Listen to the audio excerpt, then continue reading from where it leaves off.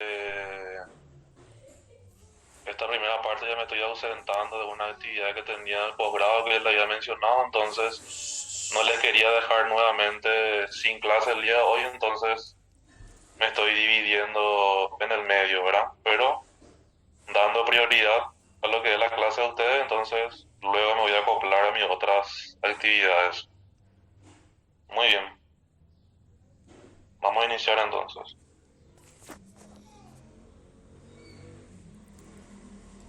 No me interesa porque no es muy extenso.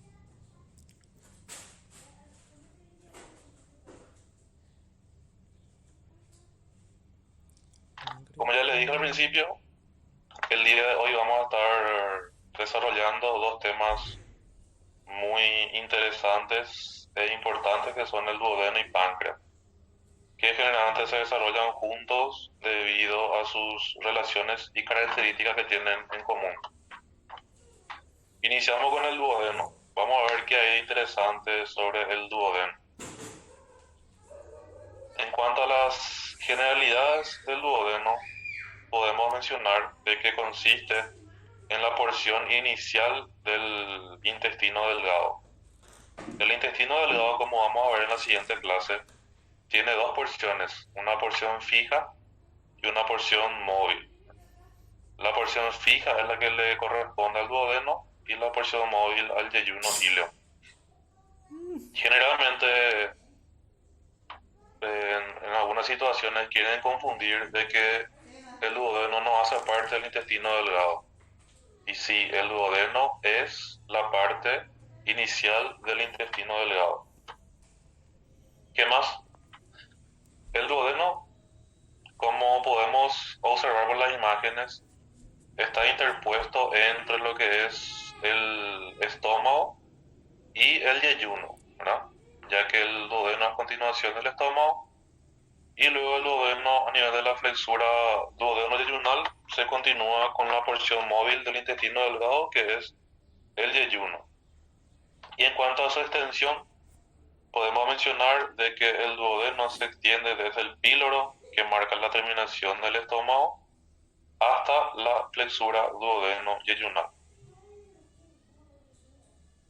El duodeno presenta algunas características que son las siguientes. Presenta un adosamiento casi completo al peritoneo parietal posterior. Como vamos a ver, eso lo realiza por medio de fascias de coalescencia, principalmente las fascias que vamos a estar desarrollando el día de hoy, ¿no? El duodeno, como podemos observar en la imagen, eh, se encuadra, le rodea a lo que es el páncreas, ¿verdad?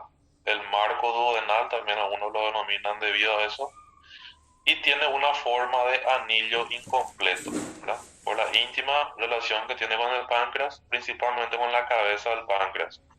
Otra característica que vamos a estar observando del duodeno, específicamente en su segunda porción o porción descendente, es que está marcada por la llegada de los conductos colédoco que trae la bilis producida en el hígado y almacenada en la vesícula biliar, así como también a los conductos pancreáticos, el principal o de Wilson y el accesorio de Santorini, que también vamos a estar desarrollando el día de hoy.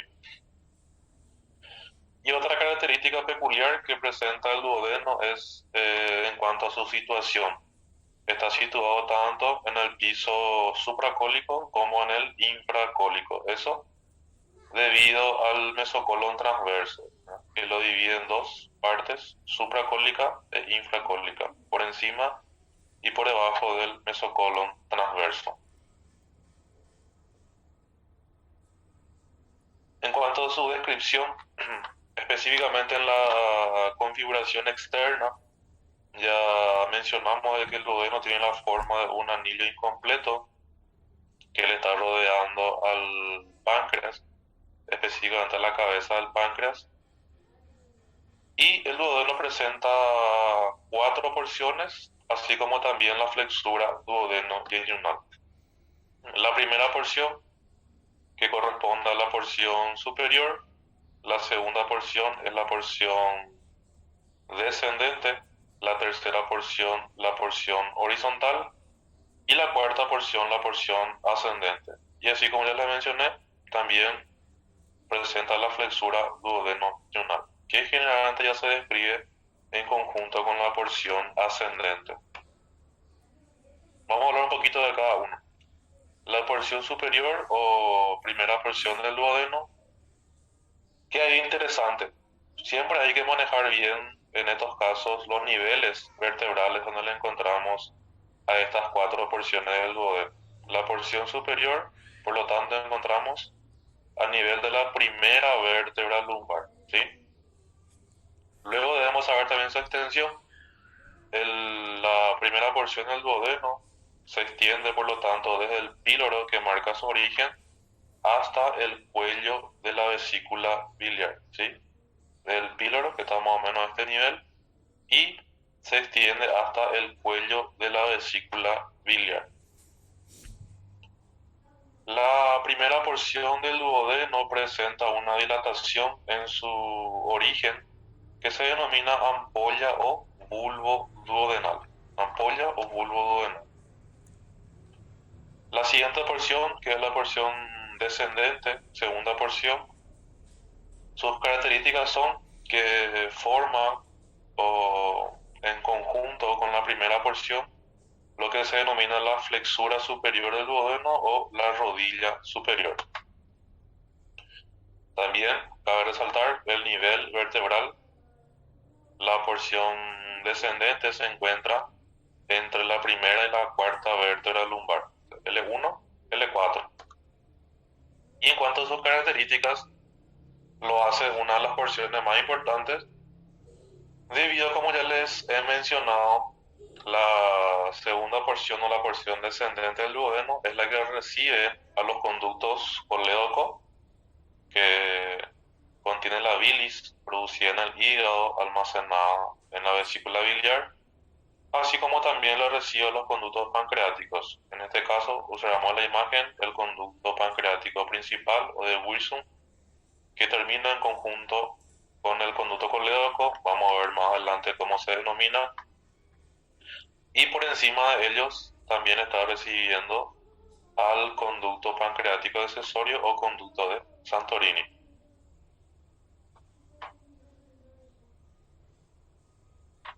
La tercera porción del duodeno, porción horizontal, forma junto con la segunda porción del duodeno la flexura inferior o rodilla. El nivel, también no se olviden, encontramos a nivel de L2 y L3, ¿sí? Aproximadamente.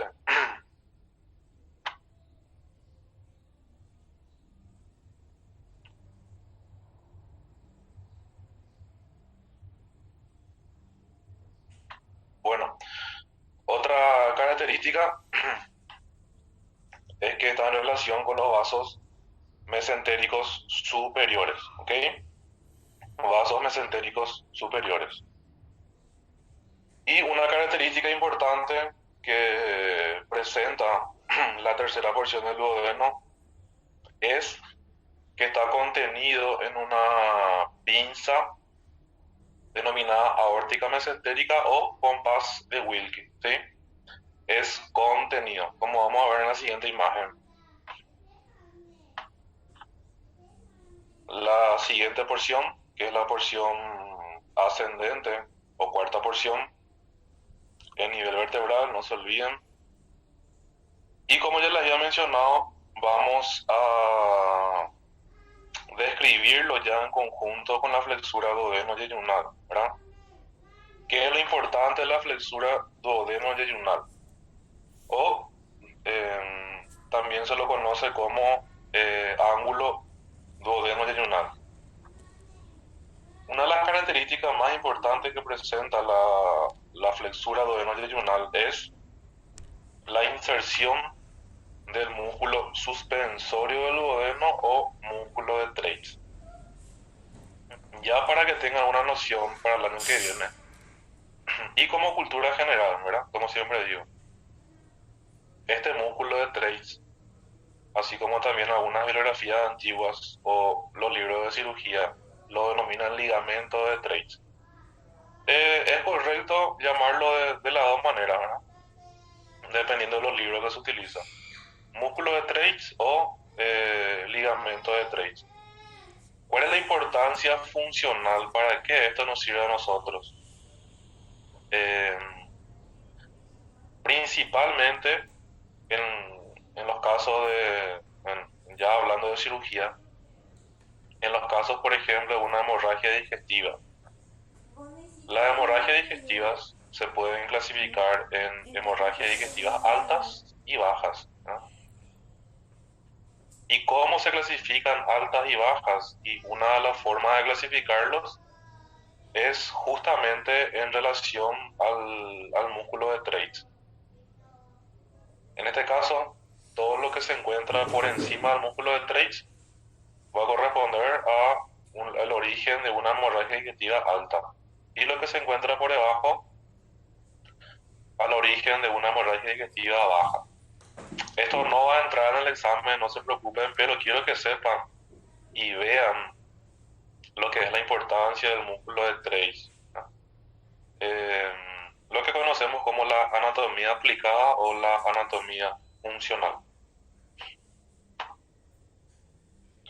En la imagen de la izquierda podemos observar lo que es la pinza aórtico-mesentérica, el esquema clásico que encontramos en internet, donde está delimitado por la aorta abdominal y la arteria mesentérica superior. ¿Qué es lo importante de esta pinza aórtico-mesentérica o compás de Wilkie? Además de sus límites, obviamente, debemos de manejar y saber siempre su contenido, ¿no? Y el contenido lo observamos claramente en esta imagen. La primera que observamos aquí es la vena renal izquierda. La del medio es el proceso unciforme del páncreas, que vamos a ver luego cuando hablemos de páncreas en qué consiste. Y también la tercera porción del duodeno o la porción horizontal, ¿verdad? En la imagen de la derecha estamos observando la flexura o el ángulo duodeno-yeyunal y esta estructura que, como les mencioné, se denomina músculo suspensorio del duodeno, es lo que le mantiene en su lugar al duodeno. Este se inserta o se extiende desde la flexura duodeno-yeyunal hasta el pilar izquierdo del diafragma. Si alguna vez escuchan o leen de que se extiende hasta el pilar derecho del diafragma, también es correcto. Solo que nosotros vamos a quedarnos con lo que dice el Lafayette, ¿no? En este caso el CPI, que menciona que el músculo de Treitz se extiende hasta el pilar izquierdo. Pero como les dije, algunas bibliografías, principalmente el Testu, que es uno de los libros más importantes de la anatomía, también menciona de que puede dirigirse al pilar derecho.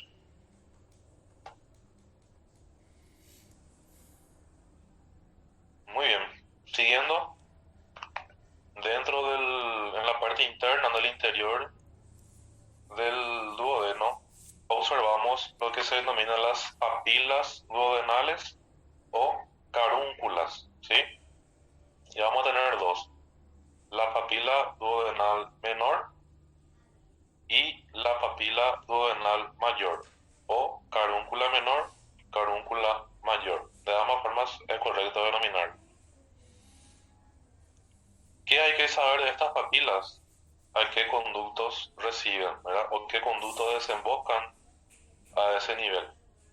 La papila menor o carúncula menor está marcada por la desembocadura del conducto pancreático accesorio o conducto de Santorini. Esta papila menor, otra característica que podemos escribir es que se encuentra a 2 a 3 centímetros por encima de lo que es la papila o carúncula mayor. Y la papila mayor está marcada por la desembocadura en conjunto de lo que es el conducto colédoco y el conducto pancreático principal o conducto de Wirsum.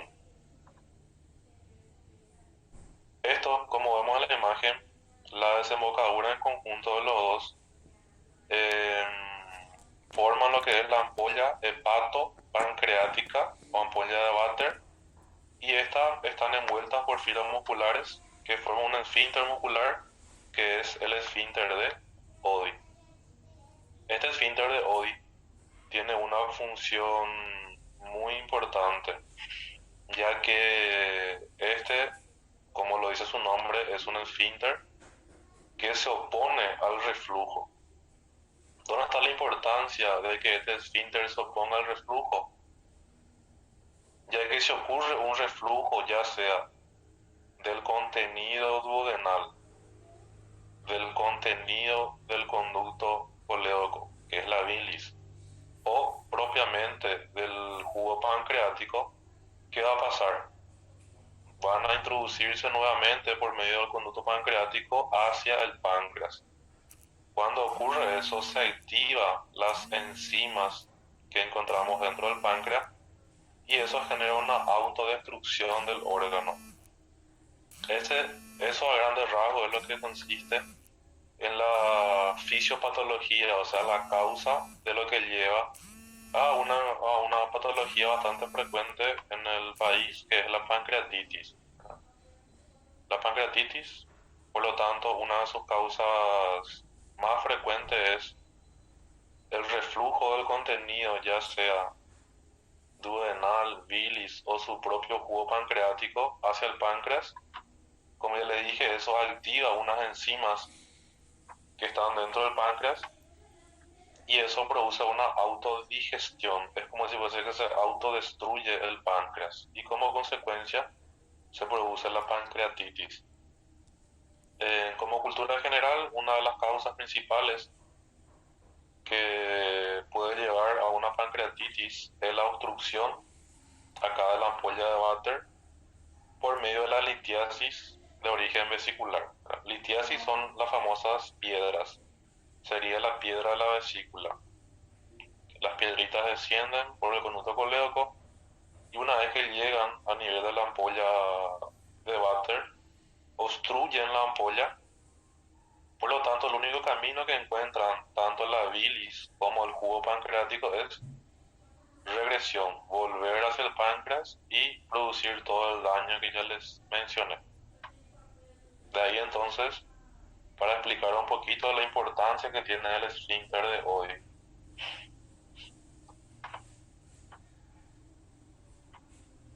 Luego pasamos al peritoneo del duodeno.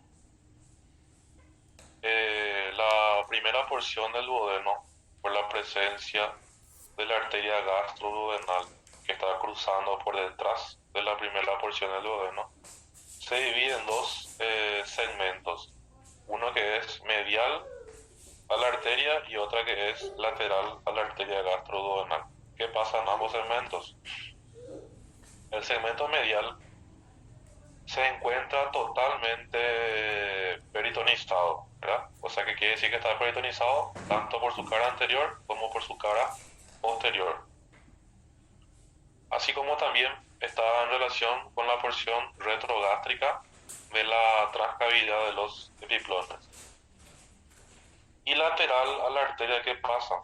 Lateral a la arteria, solamente la cara anterior de la primera porción del duodeno se encuentra peritonizado. ¿Y qué pasa con la cara posterior? Está adosada al peritoneo parietal posterior por medio de la fascia de Treitz, que es una fascia de coalescencia. La fascia de Treitz también se denomina retroduodeno-pancreática. ¿Qué pasa con la segunda porción en cuanto a su peritoneo? La segunda porción del duodeno se encuentra cruzada, como vemos aquí, por el mesocolon. Entonces se divide en dos partes, ¿verdad? La cara anterior vamos a encontrar estando cubierta por una fascia de coalescencia que se denomina fascia de Fred o fascia preduodeno-pancreática, ¿verdad? Ya que como vamos a ver en el páncreas, la fascia de Fred cubre tanto la segunda porción del duodeno, así como también y principalmente la cabeza del páncreas. Y en cuanto a la parte posterior, también está adherida o adosada al peritoneo parietal posterior por la fascia retroduodeno-pancreática o fascia de Dreit. ¿Qué pasa con el peritoneo de la tercera y cuarta porción? Se describe en conjunto para facilitar y ganar tiempo, ya que son prácticamente similares. Se encuentran entre el mesocolon transverso y el mesenterio. La cara anterior de ambas porciones está cruzada por la raíz del mesenterio y la cara posterior, así como las demás porciones, se encuentra adosada al peritoneo parietal posterior por la fascia retroduodeno-pancreática o fascia de Dreit. Y pasamos a las relaciones. Las relaciones de la primera porción lo vamos a describir, y así como las demás porciones, de su cara anterior y su cara posterior principalmente. La cara anterior de la primera porción está en relación con este lóbulo del hígado, que es el lóbulo cuadrado, así como también está en relación con la vesícula biliar. La cara posterior, ¿con quién está en relación? La cara posterior se divide en dos partes o dos segmentos, así como el peritoneo. Medial a la arteria gastroduodenal, que es esta que está aquí, la arteria gastroduodenal, medialmente y lateral a la arteria gastroduodenal. Medial a la arteria gastroduodenal, como ya habíamos mencionado, está en relación con la transcavidad de los epiplones, y lateral a la arteria gastroduodenal está en relación con la raíz hepática. Eso quiere decir que se relaciona con la vena porta hepática, con la arteria hepática y con el conducto colédoco. El borde superior de la primera porción del duodeno está en relación con el epiplón menor. Esto se encuentra cubierto aquí por el epiplón menor antes de disecarlo. Y el borde inferior está en relación con el ligamento gastrocólico. Ligamento gastrocólico.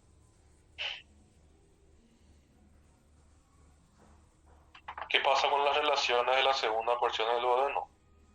Por su cara anterior, está en relación también con el hígado, específicamente con la cara visceral del hígado, así como también está en relación con el mesocolon transverso y con el colon transverso.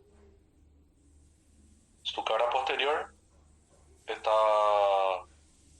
en relación con la fascia de coalescencia, así como también con el riñón derecho, como podemos ver aquí en la imagen.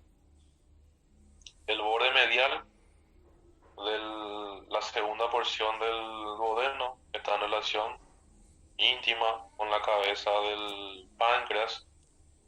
También tiene una relación íntima con el conducto colédoco, así como también, como vemos aquí en la imagen, una partecita de los arcos pancreato-duodenales, ¿sí? Arcos pancreato-duodenales, que vamos a estar viendo más adelante cómo se forman. La tercera porción del duodeno, por su cara anterior, está en relación o está cubierto por las asas delgadas, así como por la raíz del mesenterio. Asas delgadas y raíz del mesenterio. Otra relación importante, como ya vimos en la descripción de la tercera porción del duodeno, es la relación que presenta con los vasos mesentéricos superiores. No olviden que la arteria mesentérica superior con la aorta abdominal forma una pinza denominada aórtico-mesentérica, cuyo contenido o uno de los contenidos es la tercera porción del duodeno, así como también el proceso unciforme del páncreas y la vena renal izquierda. La cara posterior de la tercera porción del duodeno está en relación con la vena cava inferior, como vemos aquí, así como también con la aorta. Y también se relaciona con la arteria mesentérica inferior, que es otra rama de la aorta abdominal. Por su borde superior, la tercera porción del duodeno está en relación con el proceso unciforme del páncreas, que vamos a estar viendo más adelante en qué consiste. Y por su borde inferior está en relación o está por encima de lo que es la bifurcación aórtica y también está en contacto con la pinza aórtico-mesentérica. Tercera porción del duodeno, siempre que se hable ya hay que relacionar directamente con la pinza aórtico-mesentérica. Nunca se olviden de eso. Y las relaciones de la cuarta porción y la flexura duodeno-yeyunal. Como les dije, el duodeno presenta 4 porciones y la flexura duodeno-yeyunal. Pero para simplificar las cosas, a la flexura siempre se lo describe en conjunto con la cuarta porción del duodeno. La cara anterior está en relación con la raíz del mesenterio. La cara posterior encontramos la relación con la raíz renal izquierda, que se encuentra cubierta acá, porque es posterior. La parte superior está en relación con el borde inferior del páncreas, que está acá.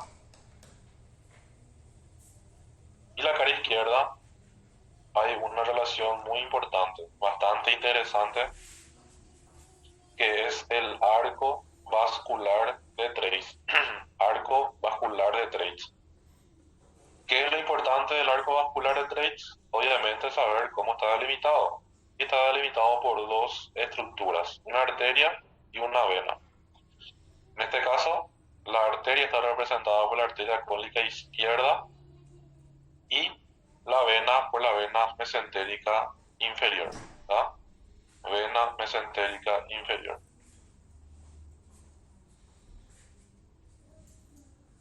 Muy bien. No se olviden entonces, arco vascular de Treitz es muy importante.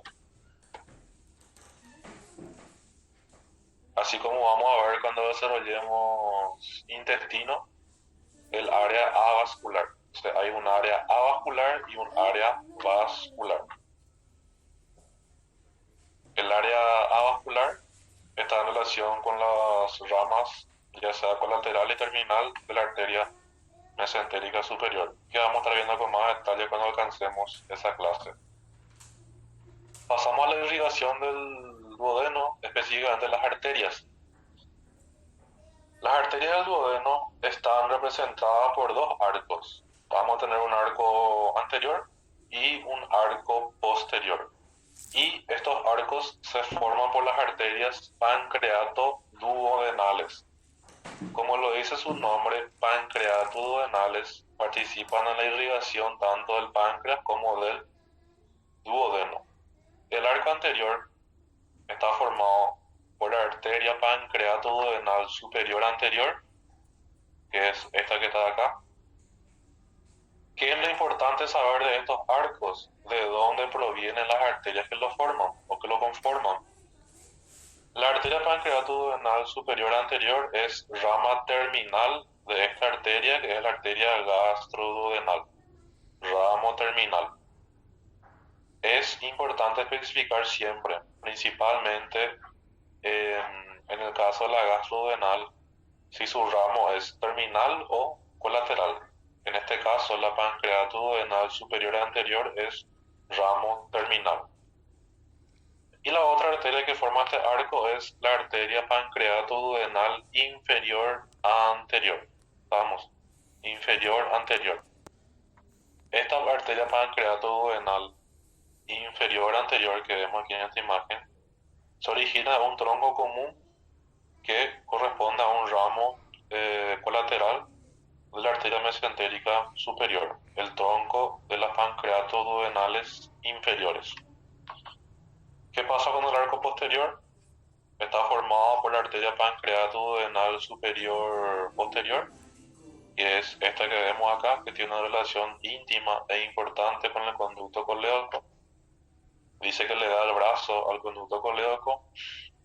Esta arteria pancreato-duodenal superior posterior corresponde a un ramo colateral de la arteria gastroduodenal. Por lo tanto, el superior posterior es colateral y el superior anterior es terminal. Y la siguiente arteria que completa el arco posterior es esta que vemos aquí en la imagen, que corresponde a la arteria pancreato-duodenal inferior posterior. Como ya mencioné, se origina de un tronco común que proviene de la arteria mesentérica superior. Estas arterias están íntimamente relacionadas por medio de una anastomosis intrapancreática. Nada más que otra imagen de las arterias. Siguiendo con la irrigación, vamos a ver un poquito sobre las venas del duodeno. También encontramos dos arcos, un arco anterior e inferior y un arco posterior y superior. El arco anterior e inferior se dirige hacia el tronco gastrocólico o tronco de Hemle. Tronco gastrocólico, tronco de Hemle. Y el arco posterior y superior unen o comunican lo que son la vena mesentérica superior y la vena porta. Y la inervación del duodeno, todos los nervios del duodeno provienen de este plexo, que es el plexo celíaco, ¿sí? El plexo celíaco. A excepción de la porción ascendente o la cuarta porción del duodeno.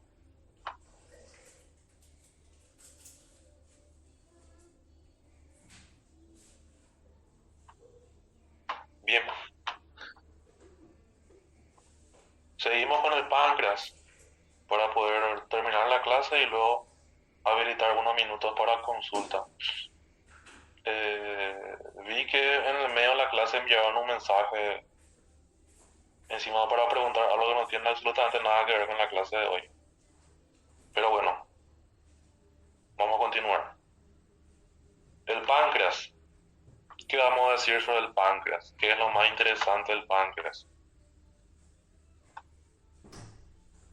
Muchas cosas ya dije del duodeno, que son temas clásicos de examen.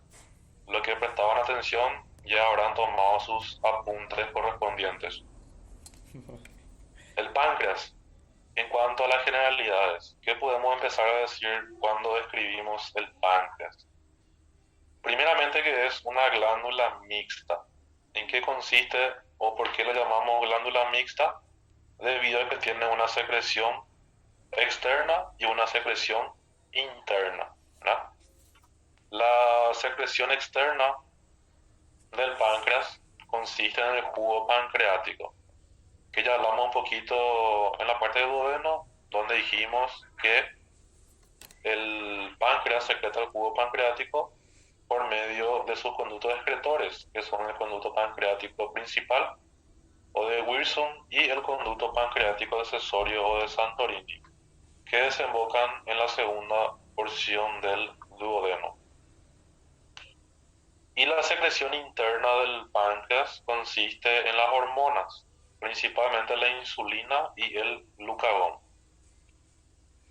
Estas hormonas tienen una función extremadamente importante en la regulación del metabolismo, principalmente si nos referimos a la insulina, ya que el déficit de la producción de insulina lleva a producir una enfermedad una patología bastante frecuente también en nuestro país, que es la diabetes, que está en relación directa con afectación de la producción de insulina por medio del páncreas. El páncreas, como ya mencionamos en la parte de duodeno, tiene una estrecha relación con el duodeno, ¿sí? El duodeno le enmarca, le forma un marco duodenal al páncreas. El duodeno, que como dijimos tiene una forma de anillo incompleto. En cuanto a su situación, el páncreas es profundo, es retrogástrico, eso quiere decir que está por detrás del estómago. Por eso en esta imagen, para poder observar el páncreas, se tuvo que extraer prácticamente todo el estómago, ¿verdad? Además de retrogástrico, el páncreas también es prevertebral, ya que está situado por delante de las vértebras. ¿Cuál es la importancia funcional de esta relación prevertebral del páncreas? Que en algunas situaciones de traumatismo muy intensos a nivel del abdomen, se puede producir una grave afectación del páncreas justamente por su relación próxima con la columna vertebral. También está con la pared abdominal posterior y el nivel vertebral, como le estábamos mencionando, está aproximadamente a nivel de L1 L2, primera y segunda vértebra lumbar.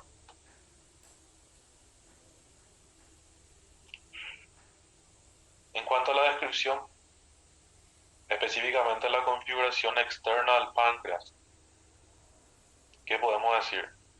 El páncreas presenta 4 porciones. Tiene una forma alargada, como se puede ver, y presenta 4 porciones, que es la cabeza del páncreas, el cuello, el cuerpo y la cola del páncreas. Iniciamos con la cabeza del páncreas. ¿Qué hay de interesante a nivel de la cabeza del páncreas?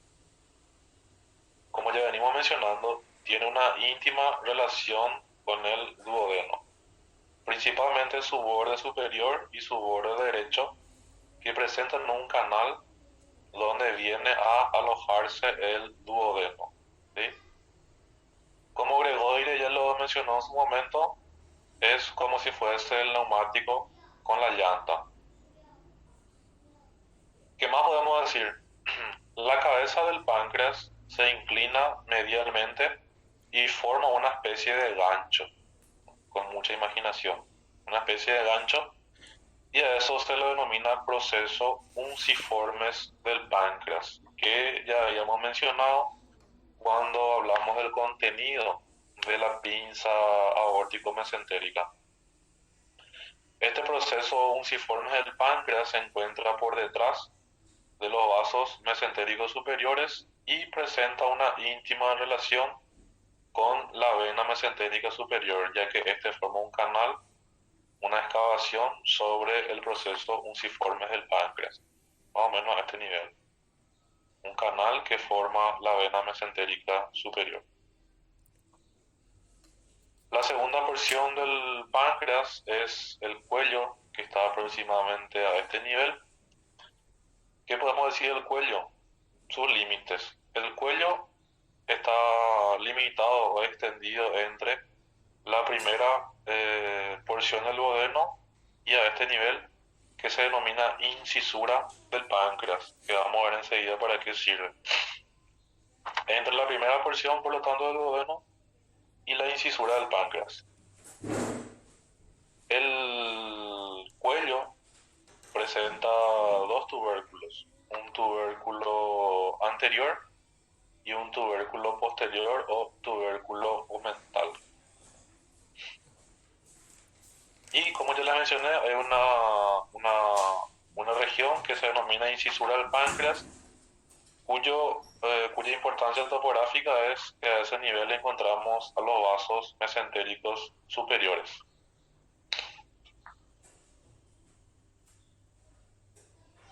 Siguiendo con la configuración externa, específicamente vamos a hablar un poco del cuerpo y de la cola del páncreas, que son las 2 últimas porciones. El cuerpo del páncreas se dirige hacia la izquierda y hacia arriba. En un corte tiene la forma de un prisma, o sea que tiene 3 caras, de una cara anterior, una cara posterior y una cara inferior. Y en cuanto a la cola del páncreas, la cola del páncreas es una prolongación del cuerpo y que se dirige hacia el ilio del vaso. Otra característica que tiene la cola del páncreas es que se encuentra dentro del ligamento pancreato esplénico.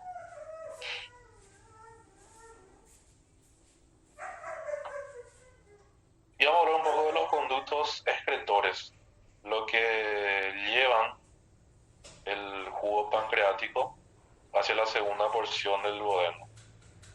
Vamos a iniciar con el conducto pancreático principal, también denominado conducto de Wilson. ¿Qué podemos decir sobre este conducto?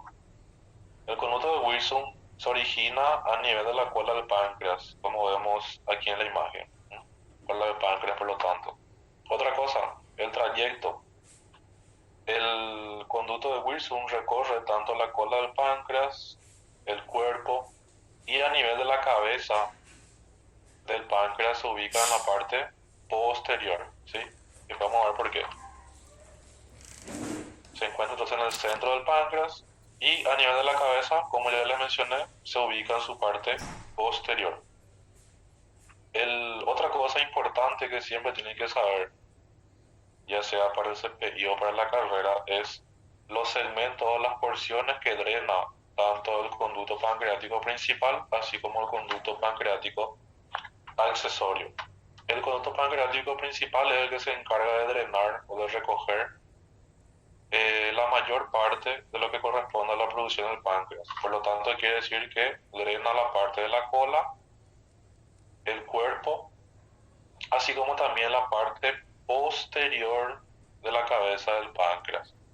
Solamente la parte posterior, porque como vamos a ver, la parte anterior va a ser drenado por el conducto pancreático accesorio o de Santorini. Y la terminación del conducto pancreático principal o conducto de Wilson, como ya venimos mencionando, se produce en conjunto. ¿Con quién? Con el conducto colédoco. El conducto colédoco, que corresponde a la vía biliar principal, cuyo contenido es la bilis, que se produce en el hígado y se almacena en la vesícula biliar. La unión del conducto pancreático principal con el conducto colédoco forma lo que se denomina la ampolla hepatopancreática o la ampolla de Vater. Y como ya mencionamos en la parte del duodeno, estos están rodeados por el esfínter muscular o el esfínter de Oddi, que también ya mencionamos su importancia funcional para evitar el reflujo.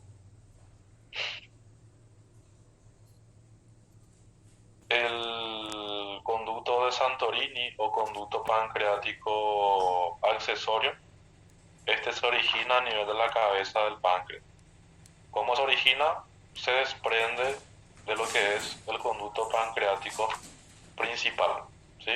Cabeza del páncreas desprendiéndose del conducto pancreático principal. En su trayecto tiene una relación importante. ¿Cuál es? Cruza por delante del conducto colédoco.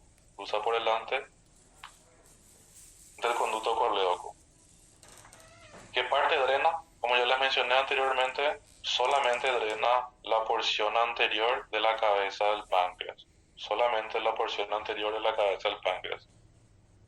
Y la terminación del conducto de Santorini está dado a nivel de la segunda porción del duodeno también.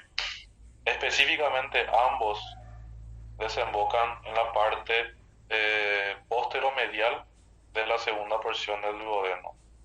Como ya vimos en duodeno, lo realizan por medio de aberturas que son las carúnculas o papilas duodenales. La carúncula o la papila duodenal que le corresponde al conducto de Santorini se encuentra por encima de lo que es el conducto colédoco y el conducto pancreático principal, aproximadamente unos 2 a 3 centímetros por arriba. Carúncula menor.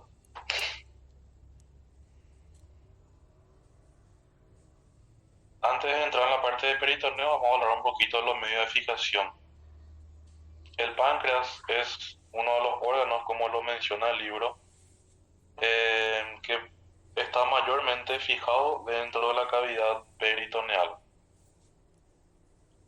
¿Y cómo está dado este medio de fijación?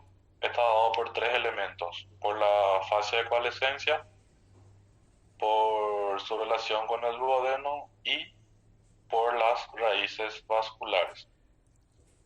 Por su solidaridad con el duodeno, dice el libro, ¿verdad? Específicamente.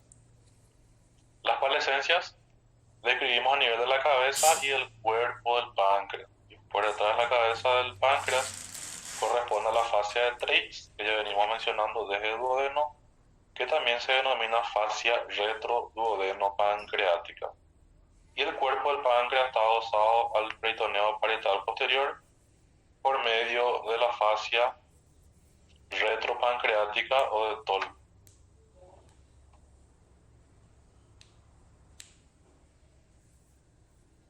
Bien, peritoneo. El peritoneo del páncreas, específicamente en la parte anterior, adelante, como podemos ver en la imagen, está cruzado por el mesocolon transverso. ¿Qué parte? La parte anterior, la cara anterior de la cabeza del páncreas, así como el borde inferior del cuerpo y de la cola del páncreas. Este cruce del mesocolon transverso por delante de la cabeza del páncreas lo divide en dos segmentos: un segmento infracólico, el que por debajo del mesocolon transverso, y un segmento supracólico por encima del mesocolon transverso. Tanto la porción infra como supracólica por delante están cubiertos por la fascia de Frede, que es la fascia preduodeno-pancreática. Y la porción supracólica también está en relación con la transcavidad de los epiplones. Y atrás, lo que ya venimos mencionando, ¿verdad? A nivel de la cabeza y del cuerpo del páncreas, que están adosados al peritoneo parietal posterior por medio de la fascia de Treitz y la fascia de TOL. Yendo con las relaciones, vamos a hablar específicamente de las relaciones anteriores y posteriores de la cabeza y cuello, ¿sí? Después también vamos a hablar de las siguientes porciones, que es el cuerpo y la cola. Empezando con las relaciones anteriores, específicamente de la cabeza y el cuello. Estos, justamente por el cruce que tiene a este nivel el mesocolon transverso, se divide en dos porciones: por encima, que es supramesocólico, y por debajo, que es infracólico. En el supramesocólico, tanto la cabeza como el cuello del páncreas están en relación con el lóbulo cuadrado del hígado, que vemos aquí, lóbulo cuadrado del hígado. Claro. También está en Ya relación con el píloro, la onda media coraje. la primera porción del duodeno, así como también por la terminación de la arteria gastroduodenal. La arteria gastroduodenal, repasando un poco, que termina en dos ramas: proporciona la arteria pancreatoduodenal superior anterior y la arteria gastroepiploica derecha.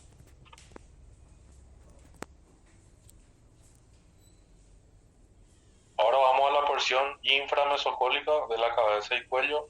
Aquí está en relación con las asas delgadas, ¿verdad? Con los vasos mesentéricos superiores. Aquí tenemos a la vena mesentérica superior y a la arteria mesentérica superior, así como también por el tronco venoso gastrocólico de Henle.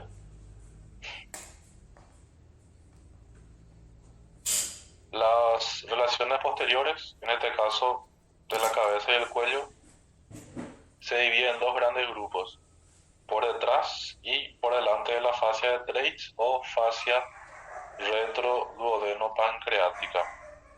Por detrás de la fascia de Treitz encontramos a la vena cava inferior, ¿sí? Así como también el pedículo renal. Vena cava inferior y pedículo renal. El pedículo renal obviamente no se ve porque está cubierto acá por el duodeno. Y por delante de la fascia de Treitz tenemos el arco pancreato-duodenal posterior, así como también el colédoco, que vemos aquí descendiendo al conducto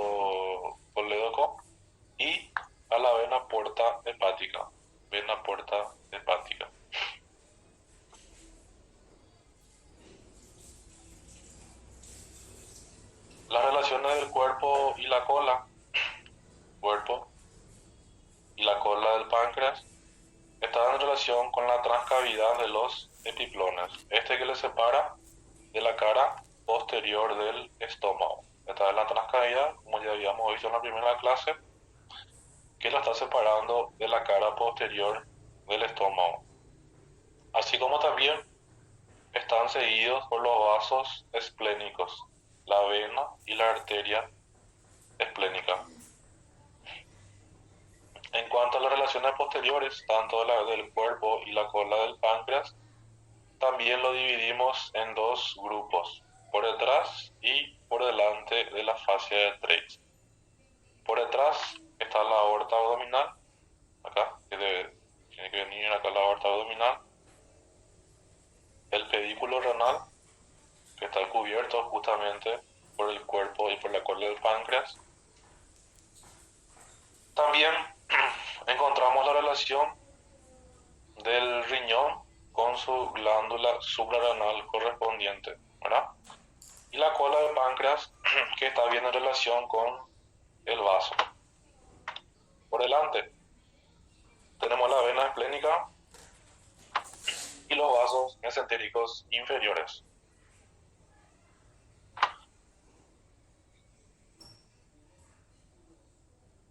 Es una pequeña pausa y ya vuelvo.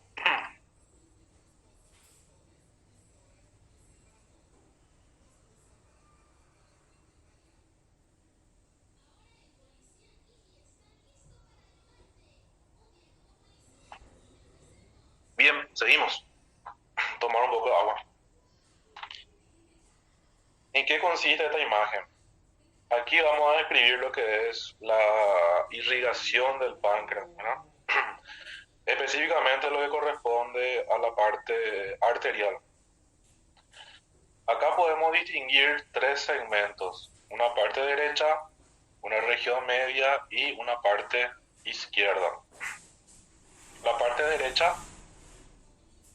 corresponde a lo que ya habíamos descrito cuando hablamos del duodeno, que son los arcos pancreato-duodenales, ¿verdad? Vamos a tener uno anterior y otro posterior. El arco anterior, como habíamos visto, está formado por ramas que provienen de la gastroduodenal, que en este caso es su rama terminal, la pancreato-duodenal superior anterior, que es esta, y por una rama que proviene de la arteria mesentérica superior, que es la pancreato-duodenal inferior anterior. Esta se origina de un tronco común que se origina de la mesentérica superior.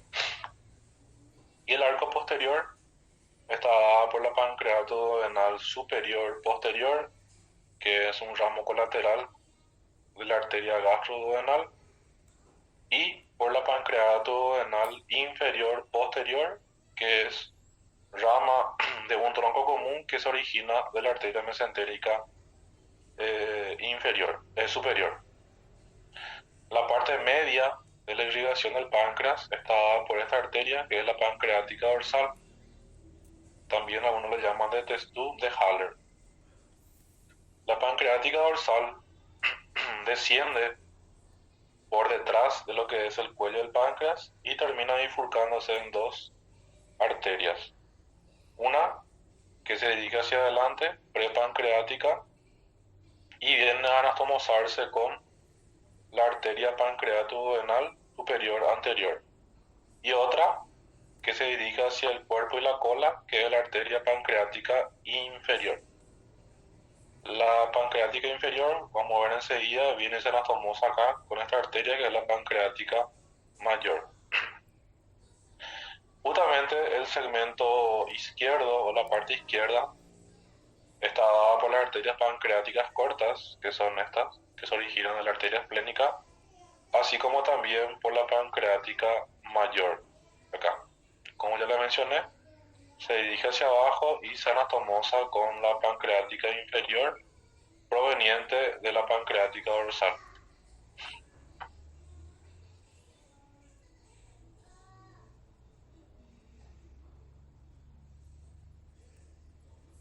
En cuanto a las venas del páncreas, Así como en el duodeno también se divide en dos grandes grupos, que son los de la derecha y la izquierda.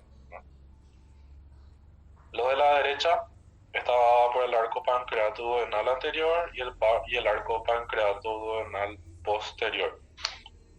Estas comunican la pancreato-duodenal anterior, comunica o une la vena gastroepiploica derecha con la vena mesentérica superior. Mientras que el arco pancreato-duodenal posterior une la vena porta con la vena mesentérica superior. A la izquierda encontramos las venas pancreáticas que se dirigen directamente a la vena esplénica.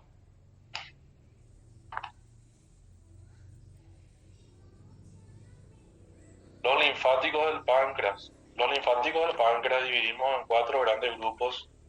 Su descripción: tenemos el grupo pancreático superior, como lo dice su nombre, se encuentra en el borde superior del páncreas, específicamente del cuerpo del páncreas, donde se observa mejor.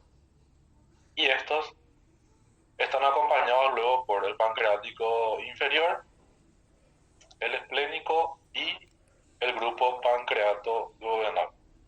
El pancreático superior se dirige a los ganglios de la región celíaca y alguno de ellos puede llegar hasta la región del cardias. ¿Qué pasa con el pancreático inferior? Que sigue el borde inferior del páncreas y se dirige a este grupo ganglionar que está situado en el origen de la arteria mesentérica superior. Por lo tanto, son los ganglios mesentéricos superiores. El grupo esplénico son los que se dirigen hacia el hilio del vaso, y el pancreato-duodenal, lo que están acompañando a los arcos pancreato-duodenales. En cuanto a la inervación del páncreas está dado también, así como el duodeno, por el plexo celíaco, y también le agregamos el plexo mesentérico superior. ¿Sí? Plexo celíaco y plexo mesentérico superior. Son nervios mixtos, participa la parte simpática, la parte parasimpática, y la excreción, ¿verdad? El estímulo para la excreción del páncreas está dado por el nervio vago, que es un nervio parasimpático. La sensibilidad por el simpático. Bueno, con esto entonces culminamos la clase de hoy. Voy a dejar habilitado unos minutos por si haya más preguntas referentes a la clase de hoy. Una vez que respondan, en el caso de que haya preguntas, entonces luego vamos a dar por culminada la clase del día de hoy.